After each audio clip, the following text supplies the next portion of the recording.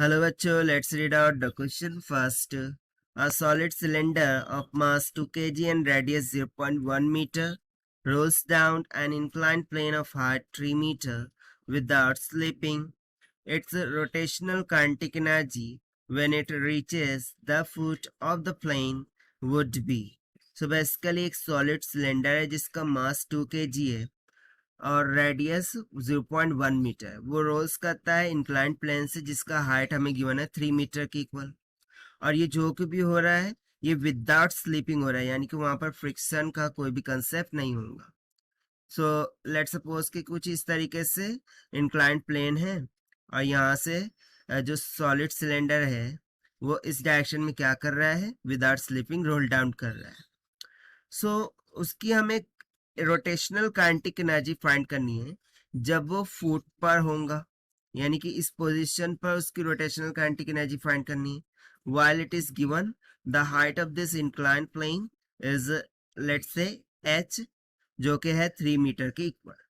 तो चलिए स्टार्ट करते हैं हम सॉल्यूशन से, but before of that let's talk about the key concept which we are going to use here for this question. So यहाँ पर सिंपली की कॉन्सेप्ट क्या लगा सकते हैं। सो उसके पास जो भी पोटेंशियल एनर्जी है वो बेसिकली किस में कन्वर्ट हुई है, काइनेटिक एनर्जी में। And now in this case kinetic energy दो तरीके की होंगी, एक तो रोटेशनल और एक तो ट्रांसलेशनल। ठीक है, तो बस इसी कॉन्सेप्ट का हम यहाँ पर यूज करेंगे कि potential energy this should be equals to the kinetic energy rotational plus kinetic energy translational. तो चलिए स्टार्ट करते हैं हम। सो सबसे पहले तो हम रिलेशन फाइंड करेंगे, ठीक है। सो इसके अकॉर्डिंग देखिए मुझे मास क्या गिवन है, 2 kg।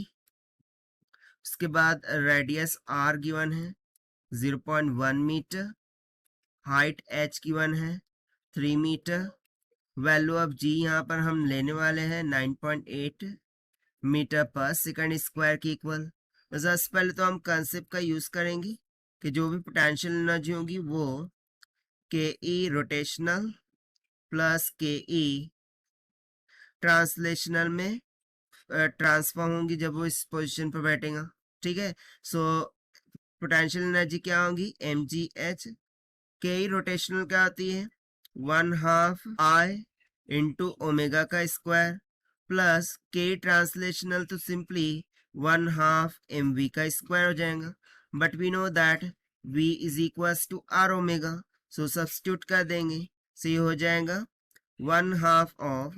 एंड आल्सो जैसा कि सॉलिड सिलेंडर की बात हो रही है, सो उसके लिए moment of inertia about its axis वो क्या हो जाएगा, एम आर का स्क्वायर बाय 2।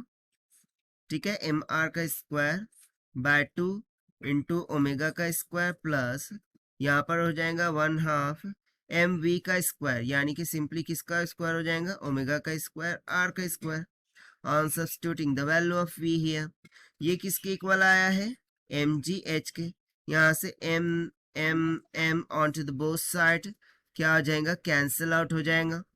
सो फर्दर हमें यहाँ से जी एच की वैल्यू कितनी मिल जाएंगी, देखिए ये 1/2 है, ये भी 1/2 है, बट यहाँ पर अगेन 2 आ गया है।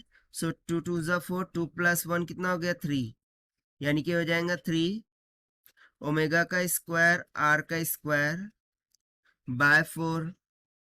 से यहाँ से मैं ओमेगा के स्क्वायर की वैल्यू फाइंड कर लेता हूँ, this will be equals to 4/3 g h by r का स्क्वायर।